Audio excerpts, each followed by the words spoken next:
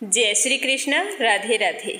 आज अपने जानेंगे कि साल 2025 में निर्जला एकादशी का व्रत किस दिन रखा जाएगा और इस व्रत को रखने के क्या क्या नियम होते हैं। तो यह सब कुछ जानने के लिए वीडियो के अंत तक बने रहिए। हमारे सनातन धर्म में जेठ माह के शुक्ल पक्ष की एकादशी को निर्जला एकादशी कहा जाता है। यह एकादशी कठिन व्रतों में से एक है, क्योंकि इस दिन जल तक ग्रहण नहीं किया जाता। अन्न और फल के साथ साथ इस व्रत में जल पीने की भी मनाही होती है। हमारे हिंदू धर्म में एकादशी व्रत को बहुत ही अधिक महत्व दिया गया है। कहते हैं कि हर व्यक्ति को अपने जीवन काल में एकादशी का व्रत अवश्य करना चाहिए। एकादशी का व्रत भगवान श्री हरि विष्णु का आशीर्वाद पाने के लिए किया जाता है। हमारे साल भर में 24 एकादशियाँ आती हैं, लेकिन इन सभी एकादशी में जेठ माह के शुक्ल पक्ष में आने वाली एकादशी, जिसे निर्जल एकादशी कहा जाता है, वह सबसे कठिन और सबसे ज़्यादा फलदायक होती है। इस व्रत में पानी नहीं पीने के कारण ही इस व्रत का नाम निर्जला पड़ा है। यह व्रत केवल शारीरिक तपस्या नहीं, बल्कि मानसिक और आध्यात्मिक अनुशासन का प्रतीक है। इस व्रत को करने वाले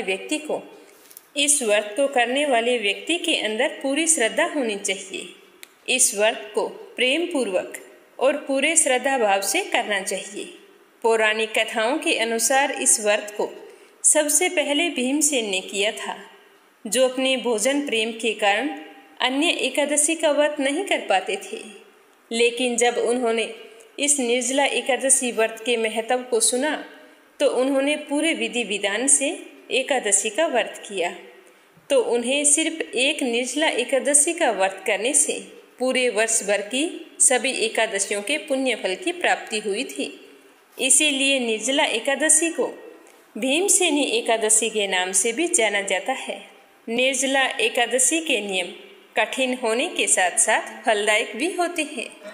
इस व्रत को करने से व्यक्ति के जीवन में धैर्य, त्याग और आस्था के भाव जागृत होते हैं। माना जाता है कि इस दिन विधि पूर्वक व्रत रखने से व्यक्ति को अक्षय पुण्य फलों की प्राप्ति होती है, पापों से मुक्ति मिलती है और वह अपने जीवन के समस्त सुखों का भोग करता हुआ अंत में वैकुंठ धाम को जाता है।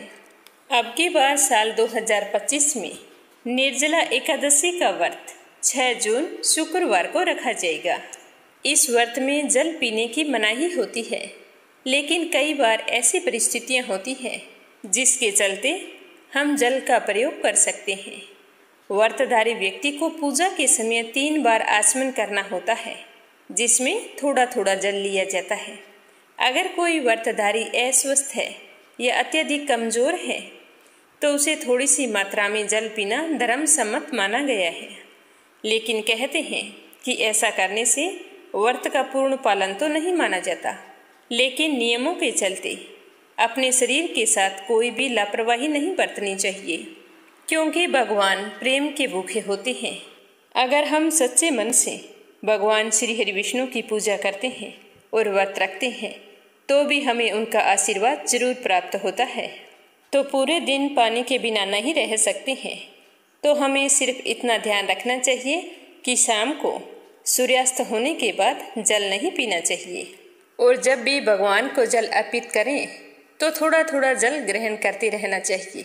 और ऐसा भी नहीं करना चाहिए कि पूरे दिन भर पेट बार बार पानी पिएं और मन में श्री हरि विष्णु का स्मरण करते हुए दिन व्यतीत करें। और शाम को तुलसी माता के समक्ष शुद्ध घी का दीपक जलाएं और रात्रि को श्री हरि के कीर्तन करें। फिर दूसरे दिन द्वादशी को सुबह जल्दी उठकर स्नान करें।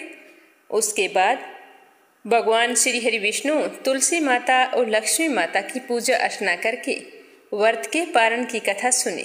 फिर सुपात्र ब्राह्मण को बुलाकर उसे प्रेम पूर्वक भोजन करवाएं।